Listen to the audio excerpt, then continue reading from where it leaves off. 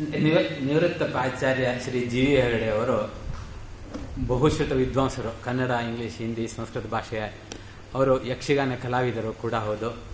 ಅವರು ಎಲ್ಲ ತಮ್ಮ ಶೈಕ್ಷಣಿಕ ಕ್ಷೇತ್ರದಲ್ಲಿ ಪ್ರಥಮ ಶ್ರೇಣಿಯಲ್ಲೇ ಪ್ರಾಸು, ಹಲವಷ್ಟು ಸಾರಿ ರ್ಯಾಂಕ್ನೊಂದಿಗೆ ಅವರು ತಮ್ಮ ಶಿಕ್ಷಣವನ್ನು ಪೂರೈಸಿದ್ದಾರೆ. ಗೋಕರ್ಣದ ಭದ್ರಕಾಳಿ ಹೈಸ್ಕೂಲಿನಲ್ಲಿ ಹಲವಾರು ವರ್ಷ ಮಾಡಿ ಪ್ರಾಚಾರ್ಯರಾಗಿ ನಿವೃತ್ತರಾಗಿದ್ದಾರೆ. ಅನೇಕ ಸಂಘ ಸಂಸ್ಥೆಗಳಲ್ಲಿ ಸಕ್ರಿಯರಾಗಿ ಕೆಲಸ ಮಾಡಿ ಸಂಘಟನೆಯಲ್ಲಿ ತೊಡಗಿಕೊಂಡಿದ್ದಾರೆ. ಅಲ್ಲದೆ ಅವರ ಇದೇ ವೇದಿಕೆಯಲ್ಲಿ ಒಂದು ಉಪನ್ಯಾಸ ಕೃಷ್ಣ ಸಂಧಾನವನ್ನು ನೀವು ವೀಕ್ಷಿಸಿರ್ಲಿಕ್ಕೂ ಸಾಕು, ಎಷ್ಟು ಸೊಗಸಾದ ಉಪನ್ಯಾಸ ಮಾಡಿದರು. ಅದೇ ರೀತಿ ಕವಿಗೋಷ್ಠಿಯಲ್ಲಿ ಕವಿತೆ ವಾಚನ ಮಾಡಿದ್ದಾರೆ, ಹಲವಾರು ಕವನಗಳನ್ನು ಪ್ರಕಟಿಸಿದ್ದಾರೆ. ಅವರು ಈಗ ನಮ್ಮ ಸಾಹಿತ್ಯ ಪ್ರತಿಭೆ ಅಥವಾ ಕವಯತ್ರಿ ಕನ್ನಿಕಾ ಹೆಗಡೆಯವರ ಸಾಹಿತ್ಯದ ಕುರಿತು ಮಾತನಾಡಬೇಕು ಅಂತ ಕೇಳ್ಕೊತಿದ್ದೀನಿ. ಅವರಿಗೆ ಸಮಯ ಸಾಲದಿಲ್ಲ, ಆದರೆ 12 ನಿಮಿಷದಲ್ಲಿ ಮುಗಿಸಬೇಕು ಅಂತ ವಿನಂತಿ ಮಾಡ್ಕೊತಾ ಇದ್ದಾರೆ.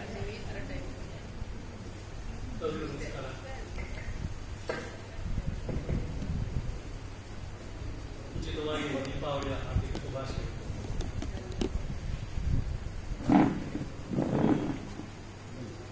12 ನಿಮಿಷದಲ್ಲಿ ಮುಗಿಸಿ ತುಂಬಾ ಕಷ್ಟದ ಕೆಲಸ.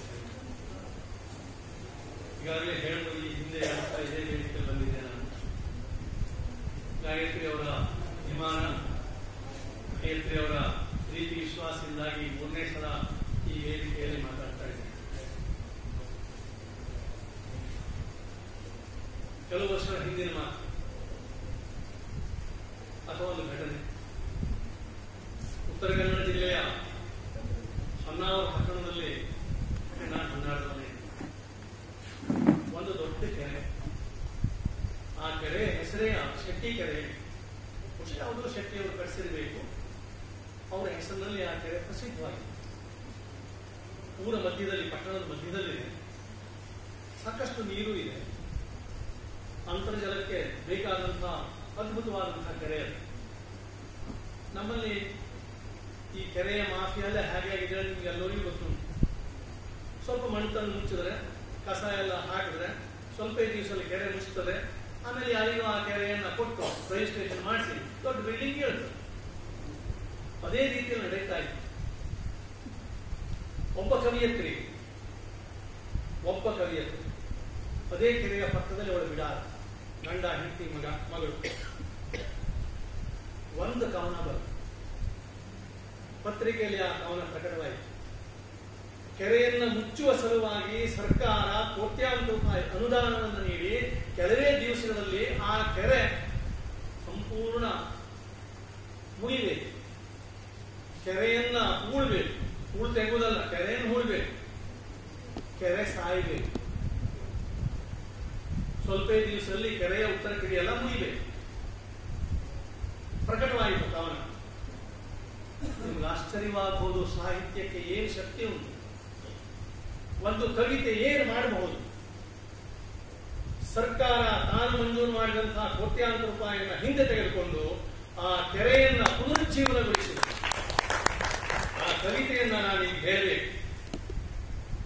ಕೆರೆಯ ಮುಚ್ಚುವರಂತೆ ಊರ ರಸ್ತೆಯ ತುಂಬ ಹೊಂಡ ಹೊರಹೋ, ಅದನ್ನೆಲ್ಲ ಮರೆತು ಕೆಂಡೆಯ ಮುಚ್ಚುವರಂತೆ. ಎಲೆ ಮನವೇ ಹುಚ್ಚು ನಿನಗೆ, ಎಲೆ ಮನವೇ ಹುಚ್ಚು ನಿನಗೆ. ಯಾವ ಬುದ್ಧಿವಂತ ಕೆರೆಯ ಮುಚ್ಚುತ್ತಾನೆ, ಯಾವ ಬುದ್ಧಿವಂತ ಕೆರೆಯ ಮುಚ್ಚುತ್ತಾನೆ. ನೀರಿನ ಹೊರತೆಯ ಭಾಗ್ಯದ ಬಾಗಿಲು ಮುಚ್ಚುತ್ತಾನೆ. ಮತ್ತಾವ ದೇವ ಈ ಕೆಲಸ ಮೆಚ್ಚುತ್ತಾನೆ, ಮತ್ತಾವ ದೇವ ಈ ಕೆಲಸ ಮೆಚ್ಚುತ್ತಾನೆ. ಕೆರೆಯೇನಿದೆ ಹೇಳು, ಕೆರೆಯೇನಿದೆ ಹೇಳು. ಬರಿಯ ಹೂಳು, ಕೆಸರು, ಮಣ್ಣು. ಆಚೀಚೆ ಮೂಗು ಮುಚ್ಚಿ ನಡೆ. ಕೆರೆಯ ಕೊಳೆ ತುಂಬಿ ಹರಿದರೂ ಒಂದೇ, ಬತ್ತಿ ಉಳಿದರೂ ಒಂದೇ ಎಂದಂದುಕೊಂಡರು ಅವರಿವರು ಅತಿ ಬುದ್ಧಿವಂತರು. ಮತ್ತಿಷ್ಟು ಜನ ತಥಾಸ್ತು ಎಂದರು, ಏನೂ ಅರಿಯದಂತೆ. ಕೆರೆಯ ಹೂಳೆತ್ತಲಾರದೆ, ಹೊಳೆಯ ನೆತ್ತಿ ಎಸೆಯಲಾರವೆ. ಪುಣ್ಯದ ಕೆಲಸಕ್ಕೆ ಎಲ್ಲಿ ಲಾಭದ ಲೆಕ್ಕಾಚಾರ, ಪುಣ್ಯದ ಕೆಲಸಕ್ಕೆ ಎಲ್ಲಿ ಲಾಭ ಲೆಕ್ಕಾಚಾರ. ಕೆರೆಯ ಕಟ್ಟಿಸಿದರು, ಕೆರೆಗೆ ಹಾರವಾದರು. ಹಿಂದರು ಗೊತ್ತುಂಟು ನಿಮಗೆ, ಕೆರೆಗೆ ಹಾರಾದವರು ಗರ್ಭಿಣಿ ಸ್ತ್ರೀಯನ್ನು ಹೆಚ್ಚಾಗಿ ಬಲಿ ಕೊಡುವಂತಹ ಸಂಪ್ರದಾಯ ಹಿಂದಿತ್ತು. ಕೆರೆಗೆ ಹಾರ ಅಂತ ಹೇಳಿ ನೇಮಿಸಿದವರ ಬಹಳ ಸುಂದರವಾದಂತಹ ಒಂದು ಕಥೆಯು. ನಾಳೆಗಳ ಬಯಸಿದರು, ನಾಳೆಗಳ ಹರಸಿದರು, ಕೆರೆಯ ಮುಚ್ಚು ಆತಂಕ ಕಿಸಿ ಹೊಡೆದು ಅಂತರ್ಜಲದ ಪುಕಾರು ಒಳಗಿನಿಂದಲೇ ಕೂಗಿದ್ದು ಕೇಳಲಿಲ್ಲ. ಮತ್ತಾರೋ ಹೊರಗಿನಿಂದ ಕೂಗಿದ್ದು ಅದು ಕೇಳಿಸಲಿಲ್ಲ. ಕೆರೆ ಕೂಗಾಡಿತು, ನಾನು ಸತ್ತಿಲ್ಲ, ನಾನು ಸತ್ತಿಲ್ಲ. ಕೆರೆ ಕೂಗಾಡಿತು, ನಾನು ಸತ್ತಿಲ್ಲ, ನಾನು ಸತ್ತಿಲ್ಲ. ಹೂಳ ಬೇಡಿರೋ ನನ್ನ, ಹೂಳ ಬೇಡಿರಣ್ಣ. ನಿಜ, ಕೆರೆಯ ಮುಚ್ಚುವರಂತೆ, ಊರ ಕೆರೆಯ ಮುಚ್ಚುವರಂತೆ ಕೇಳುವವರು ಯಾರಿಲ್ಲ, ಕೇಳುವವರು ಯಾರಿಲ್ಲ. ಯಾರಿಲ್ಲಿ? ಕೇಳುವವರು ಯಾರಿಲ್ಲ, ಕೇಳುವವರು ಯಾರಿಲ್ಲಿ? ನಿಜ, ಕೆರೆಯ ಮುಚ್ಚುವರಂತೆ, ನಿಜ, ಕೆರೆಯ ಮುಚ್ಚುವರಂತೆ. ಇಂತಹ ಅದ್ಭುತವಾದಂತಹ ಪದ್ಯವೆಲ್ಲವರು ಇವತ್ತು ನಾನು ಪರಿಚಯಿಸಲಿಕ್ಕಿರುವಂತಹ ಕನ್ನಿಕಾ ಹೆಗಡೆ.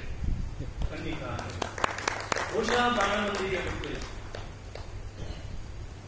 ಕನ್ನಡದ ಅದ್ಭುತವಾದಂತಹ ಪ್ರೀತಿಯ ಕವಯತ್ರಿ, ಅದ್ಭುತವಾದಂತಹ ಪ್ರೀತಿಯ ಕವಯತ್ರಿ. ಬಹುಶಃ ನನಗೆ ತಿಳಿದ ಹಾಗೆ ಇಷ್ಟೊಂದು ಪ್ರೀತಿಯನ್ನು ಇಟ್ಟುಕೊಂಡಂತಹ ಒಂದು ಹೆಣ್ಣು 2 ಸಾಲಿನಿಂದ 20 ಸಾಲಿನವರೆಗಿನ ಒಂದು ಪದ್ಯವನ್ನ ಪ್ರೀತಿಯನ್ನೇ ಕುರಿತು ಬರೆದಂತಹ ಪ್ರೀತಿಯನ್ನೇ ಕುರಿತು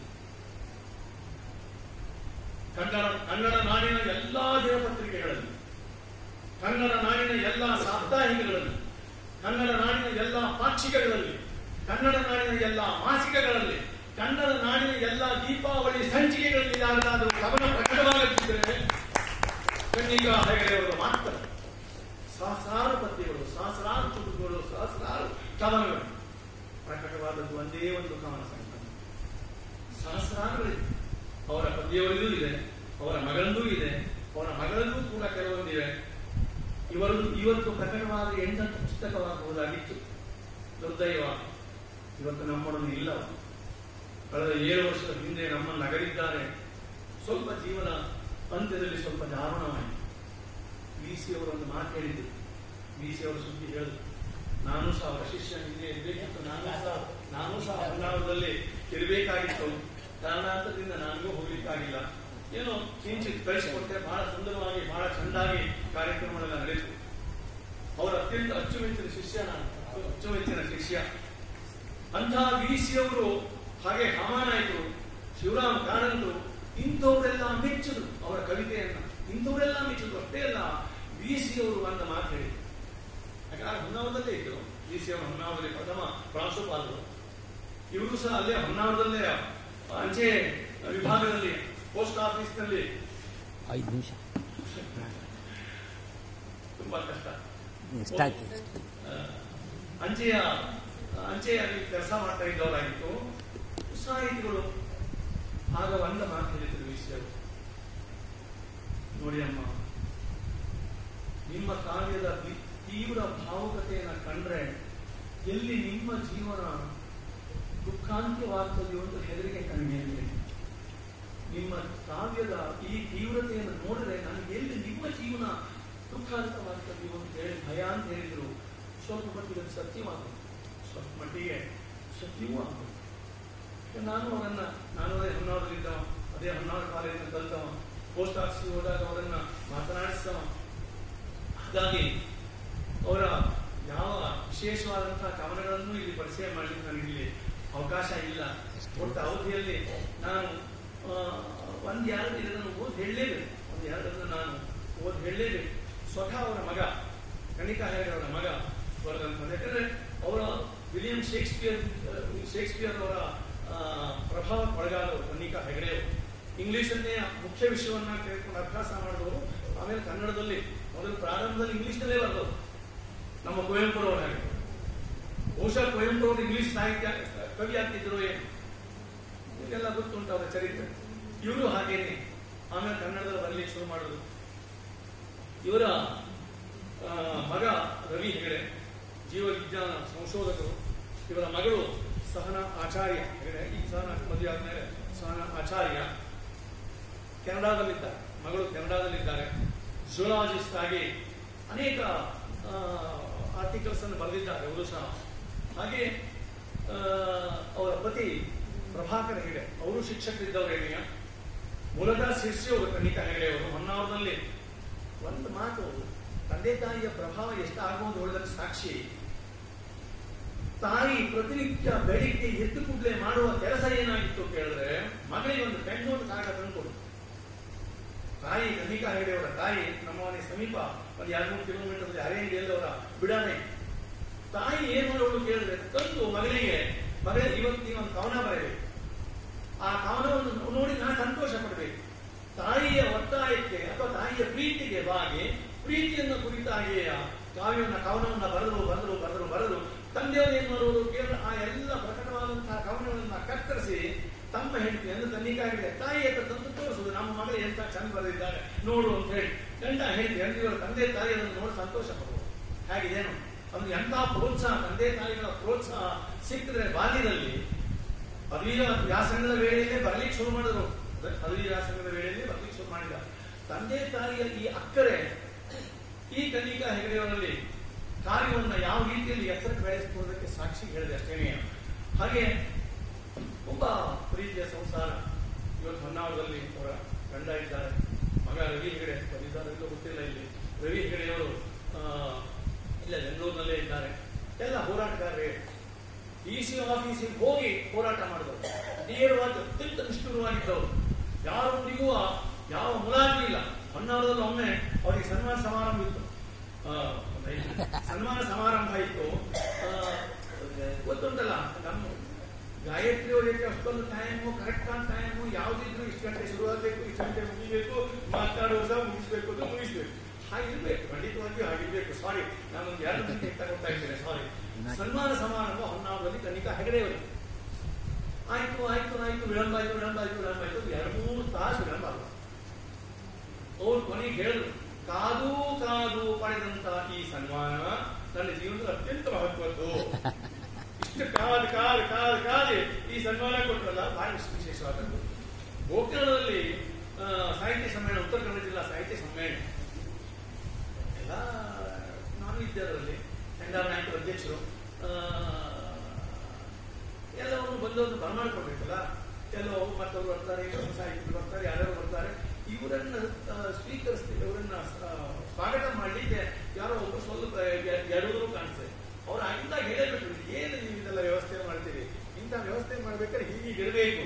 ಫಸ್ಟ್ ನಿಷ್ಠುರವಾದಂಥದ್ದು. ಅಷ್ಟು ಆ ನಿಷ್ಠುರದಲ್ಲಿ ಏನಾಯ್ತು ಅಂತ ಹೇಳಿದ್ರೆ, ಅವರ ಅಂಚೆ ಇಲಾಖೆಯಿಂದ ಅವರಿಗೆ ಸಾಕಷ್ಟು ತ್ರಾಸ. ಇದ್ದಕ್ಕಿದ್ದಂಗೆ ಅವ್ರು ಯಾರಿಗೂ ಮುಲಾಜಿಲ್ಲೇ ಇಲ್ಲ. ಎಲ್ಲಿವರೆಗೆ ತ್ರಾಸ ಕೊಟ್ಟರು ಅಂತಂದ್ರೆ ಇಲಾಖೆಯವರು, ಅವರ ತಂದೆ ತೀರ್ಕೊಂಡಾಗ ರಜೆ ಸಾಕು. ತಂದೆ ತೀರ್ಕೊಂಡಾಗ ಕ್ರಿಯೆ ಹೋಗ್ಲಿಕ್ಕೆ ರಜೆ ಸಾಕೊಟ್ಟಿಲ್ಲ. ಕಡೆ ಬೇಸತ್ತು ಸ್ವಯಂ ನಿವೃತ್ತಿ ತಗೊಂಡು ಹೊರತಾಗ ರಾಜಿ ಆಗಿದೆ. ಬೇಸತ್ತು ಇದೇನಿದು, ಎಲ್ಲದಕ್ಕೂ ರಾಜಿ ಆಗೋದು ಒಬ್ಬುದು ಅಂತಂದ್ರೆ ಸಾರಿ ಇದನ್ನ ಯಾರನ್ನ ಅಷ್ಟೇನೆ. ಅವರ ಮಗ ಕಳಿಸಿದ್ದು ತಾಯಿಯ ಕುರಿತು. ಹಾಗೇನೆ ಬಹುಶಃ ನಾನು ಹೇಳಿದ ಅಂಶಗಳೆಲ್ಲ ಇವೆ ಕೆಲವೊಂದು. ಆದರೂ ಅವರು ಕಳಿಸ್ಕೊಟ್ಟದ್ರಿಂದ ನಾನು ಇದು ಓದಿ ಹೇಳಲೇಬೇಕು, ನನ್ನ ಮಗ ಹೇಳಿದ್ದು. ಹಾಗೆ ಇನ್ನೊಬ್ಬರು ಅವರ ಅತ್ಯಂತ ಅಷ್ಟೈಷರು ಸಹಾಯಕರು ಮುಂಬೈನಿಂದ ಕಳಿಸಿದ್ದಾರೆ, ಚಿಂತಾಮಣಿ ಸಹಾಯಕ ಅಂತ ಹೇಳಿ. ಕನ್ನಡ ಈಗ ಅವರ ಮಗ ರವಿ ಹೆಗಡೆಯವರು ಕಳಿಸ್ಕೊಟ್ಟಂತ ಒಂದು ಇದನ್ನ ನಾನು ಇಲ್ಲಿ ಪ್ರಸ್ತುತಪಡಿಸಿ ನಾನು ಮಾತು ಮುಗಿಸ್ತೇನೆ. ಗಾಯತ್ರಿ ಅವರು ಕ್ಷಮಿಸಬೇಕು. ಕನ್ನಡ ಕಾವ್ಯ ಕ್ಷೇತ್ರ ಕಂಡ ಓರ್ವ ಪ್ರತಿಭಾನ್ವಿತ ವಿಶಿಷ್ಟ ಕವಿ ಕನ್ನಿಕಾ ಹೆಗಡೆ 1976ರಲ್ಲಿ ತನ್ನ ಏಕೈಕ ಕವನ ಸಂಕಲನ ಪ್ರಕಟಿಸುವುದರಿಂದ ಉತ್ತರ ಕನ್ನಡ ಜಿಲ್ಲೆಯ ಪ್ರಾತಿನಿಧಿಕ ಕವಿ ಎಂಬ ಹೆಗ್ಗಳಿಕೆಗೆ ಪಾತ್ರರಾದರು. ಕೇವಲ ಪ್ರೀತಿ ಎಂಬ ಒಂದು ವಿಷಯವನ್ನಾಧರಿಸಿ ಅದಕ್ಕೆ ವಿಶಾಲ ಅರ್ಥ ಕಲ್ಪಿಸುತ್ತಾ ವಿಶಿಷ್ಟ ಪ್ರಯೋಗಗಳನ್ನು ಕನ್ನಡದ ಚುಟುಕು ಕಾವ್ಯ ಕ್ಷೇತ್ರದಲ್ಲಿ ಕೈಗೊಂಡವರಲ್ಲಿ ಆಕೆ ಅಗ್ರಗಣ್ಯ. ಹಾಗೆಯೇ ಅವರು ಬಹಳ ಕಾರ್ಯಕರ್ತೇನೆಯ 1970 ಸುಮಾರಿನಲ್ಲಿ 76ರವರ ಏಕೈಕ ಕವನ ಸಂಕಲನ ಕನ್ನಿಕಾ ಹೆಗಡೆ ಕವನಗಳು ಪ್ರಕಟವಾಯಿತು. ಹಾಗೆ ಅವರ ಕಾವ್ಯವನ್ನು ಓದಿದಾಗ ಸಿಲ್ವಿಯಾ ಫ್ಲಾಸ್ಕ್ ಎಂಬ ಅಮೆರಿಕದ ಕವಿಯತ್ರಿ ನೆನಪಾಗ್ತದೆ ಅಂತ ಹೇಳಿ ಪ್ರೊಫೆಸರ್ ಎಸ್.ಆರ್. ನಾರಾಯಣರಾವ್, ಇಂಗ್ಲಿಷಿನ ಪ್ರಾಧ್ಯಾಪಕರು ಎಸ್.ಆರ್. ನಾರಾಯಣರಾವ್ ಅವರ ಕವನ ಸಂಕಲನದ ಬೆನ್ನುಡಿಯಲ್ಲಿ ವಿಮರ್ಶೆ ಮಾಡಿ ಹೇಳಿದ್ದಾರೆ. ಹೇಗೂ ಇರಲಿ, ಇಲ್ಲಿ ಬಹುಶಃ ಪೂರ್ತಿ ಹೋದರೆ ವೇಳೆ ಆಗುತ್ತೆ ಅಂತ ದೃಷ್ಟಿಯಲ್ಲಿ ಚಿಂತಾಮಣಿ ಸಭಾಯ ಒಂದು ಇದನ್ನ ಅವರು ಬರೆದಂತಹ ಒಂದು ಅವಲೋಕನವನ್ನು ಹೇಳಿ ನಾನು ಮುಗಿಸ್ತಾ ಇದ್ದೇನೆ. ಕನ್ನಿಕಾ ಹೆಗಡೆಯವರ ಕವನ ಸಂಘದಲ್ಲಿ ಒಟ್ಟು 29 ಕವನಗಳಿವೆ. ಸಂದರ್ಭ ಸನ್ನಿವೇಶ ಯಾವುದೇ ಇರಲಿ, ಬಹಳ ಹಾದಿಯಲ್ಲಿ ಕನ್ನಿಕಾ ಹೆಗಡೆಯವರು ತನ್ನೊಳಗಿನ ಕವಿಯತ್ರಿಯ ಜೊತೆಯಲ್ಲಿ ಇರುತ್ತಾರೆ.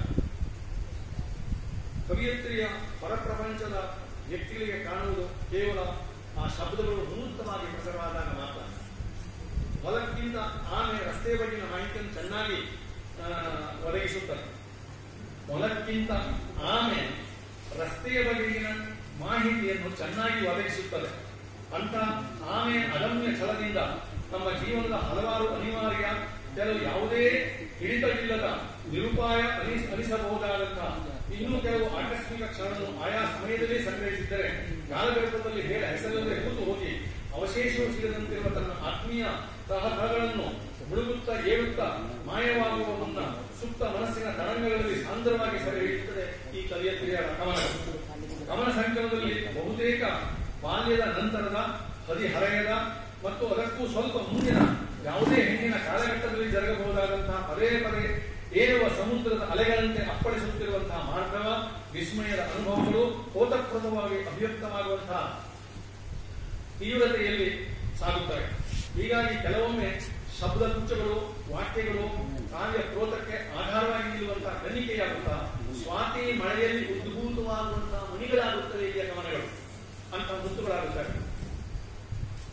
ಒಟ್ಟಿನಲ್ಲಿ ರಚನಾತ್ಮಕವಾಗಿ ಕೆಲವು ಕಡೆ ಆಂತರಿಕ ತಳಮಳ ತಕ್ಷಣ ಗಟ್ಟಿಯಾಗಿ ಬಿಡುವಂತಹ ಅನಿರ್ದಿಷ್ಟತೆಯನ್ನು ಬಿಟ್ಟರೆ ಈ ಕವನ ಸಂಕಲನ ಸ್ವಂತ ಕಾಲಮಾನದಲ್ಲಿ ಅನುಭವಿಸಿ ಗ್ರಹಿಸಿದ ಹೆಣ್ಣಿನ ಸೂಕ್ಷ್ಮ ಹಾಗೂ ನವಿರಾದ ಭಾವನೆಗಳನ್ನು ಮುಕ್ತವಾಗಿಸುವಂತಹ ದರ್ಪಣವಾಗಿ ನಿಲ್ಲುತ್ತದೆ. ಮನುಷ್ಯನ ಸಹಜ ಪ್ರತಿ ಸಂವೇದನೆಯ ತುಣುಕುಗಳಾದಂತಹ ದುಗುಡ, ದುಮ್ಮಾನ, ಆತಂಕ, ಆವೇಶ ಹಾಗೂ ಭಾವಾಶಯಗಳ ಪ್ರತೀಕವಾಗಿ ಎದುರಾಗಬಹುದಾದಂತಹ ದಟ್ಟ ಉತ್ಕಟತೆಯ ಕ್ಷಣಗಳು ಪ್ರತಿಪಾದಿಸುವಂತಹ ದಿಟ್ಟ ಸಂಗ್ರಹಕ್ಕೆ ಕವಿಯತ್ರಿಗೆ ಆರ್ಥಿಕ ಅಭಿನಂದನೆಗಳು. ಚಿಂತಾಮಣಿ ಸಭಾಯ್, ಮುಂಬೈ. ಒಬ್ಬ ಕವಿಯತ್ರಿಯ ಬಹುಶಃ ಒಂದು ತಾಸಿದ್ದು ಪರಿಚಯ ಮಾಡಬಹುದಾಗಿತ್ತು, ಕವನದ ಕುರಿತು ಹೇಳಬಹುದಾಗಿತ್ತು. ಆದರೆ ಬಹಳಷ್ಟು ಜನರಿಗೆ, ಯಾಕಂದ್ರೆ ಇವತ್ತು ಇಂಥ ಕವಿಯತ್ರಿಯರ ಪರಿಚಯ ಹೇಗೆ ಒಂದು ಹೆಣ್ಣು ದಿಟ್ಟವಾಗಿ ಬರಗಂಕಾದ್ದು, ನನ್ನ ಅನುಭವಗಳನ್ನ ಹಂಚಿಕೊಂಡಿದ್ದು, ಶಬ್ದಗಳಲ್ಲಿ ಹಾಗೂ ಕನ್ನಡ ನಾಡಿನ ಸಮಸ್ತ ಪತ್ರಿಕೆಗಳಲ್ಲಿ ಒಬ್ಬ ವ್ಯಕ್ತಿಯ ಚುಟುಕುಗಳು, ಕವನಗಳು ಪ್ರಕಟವಾಗ್ತಾರೆ ಅಂತಂದ್ರೆ ಅದಕ್ಕೂ ಹೆಚ್ಚಿನ ಶ್ರೇಯಸ್ಸು ಏನೂ ಇಲ್ಲ. ಅಗಲಿದ ದಿವ್ಯ ಚೇತನಕ್ಕೆ 7 ವರ್ಷದ ಹಿಂದೆ ಹೊನ್ನಾವರದಲ್ಲಿ ನಮ್ಮನ್ನು ಅಗಲಿದ್ದು, ಅಂತಹ ದಿವ್ಯ ಚೇತನಕ್ಕೆ ನೆನೆಸುತ್ತಾ ಆ ಕವಿಯತ್ರಿ ತನ್ನ ಕವನಗಳ ಮೂಲಕ ಸದಾ ನಮ್ಮ ಹೃದಯದಲ್ಲಿ ಇರ್ತಾರೆ ಅಂತ ಹೇಳುತ್ತಾ ಇಂತಹ ಒಂದು ಅವಕಾಶವನ್ನು ಕೊಟ್ಟಂತಹ ಗಾಯತ್ರಿಯವರಿಗೆ ಮನಃಪೂರ್ವಕವಾಗಿ ಮತ್ತೊಮ್ಮೆ ಕೃತಜ್ಞತೆಯನ್ನು ಸಲ್ಲಿಸಿ ಕೇಳಿದ ನಮಗೆಲ್ಲರಿಗೂ ಸಹ ನಮಸ್ಕಾರವನ್ನು ಸಲ್ಲಿಸಿ ನನ್ನ ಮಾತು ಮುಗಿಸ್ತೇನೆ.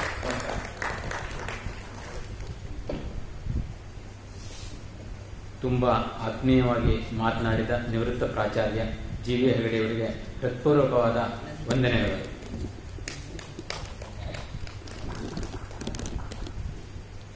ಈ ಸಂದರ್ಭದಲ್ಲಿ ನಾವೊಂದು ಸಣ್ಣ ವಿಷಯ ಹೇಳಬೇಕು. ನಮ್ಮ ಆಮಂತ್ರಣ ತಲುಪಿ ಉತ್ತರ ಕನ್ನಡ ಜಿಲ್ಲೆಯಲ್ಲಿ ಹಿಂದೆ ಸಾಹಿತ್ಯ ಪರಿಷತ್ ಅಧ್ಯಕ್ಷರಾದ ಒಂದು ಸಲಹೆ ಕೊಟ್ಟರು, ಕನ್ನಿಕಾ ಹೆಗ್ಗಡೆ ಆಗಿದೆ ಆ ಆಮಂತ್ರಣದಲ್ಲಿ, ಅದಲ್ಲ, ಹಾಗೂ ಇವ್ರದ್ದು ಜಿ ವಿ ಹೆಗ್ಗಡೆ ಅಂತ ಆಗಿದೆ ಅಲ್ಲ ಅಂತೇಳಿ.